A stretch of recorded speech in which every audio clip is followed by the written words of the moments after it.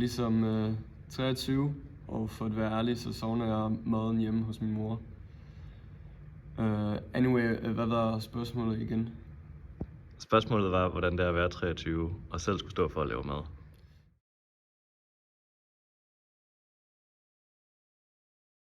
Haps. Hvad vil du egentlig lave til aftensmad, Finn? Jeg tænker på at lave sådan spaghetti med kødsovs.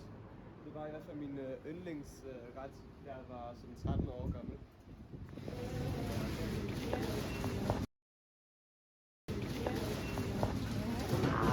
Det er sgu et nej herfra.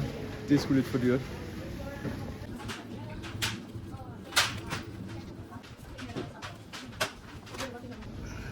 Ja, vi tager bare den her.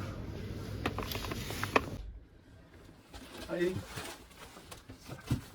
Lige se, hvad vi har her. Jamen, det at spise her nu, det er måske lidt mere primitivt. Jeg går mest op i, at det ikke er alt for dyrt. Kan du forklare, hvad det er, vi laver, Finn?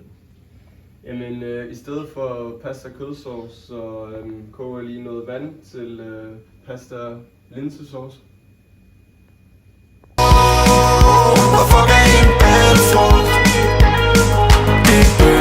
Så kigger der sådan og det.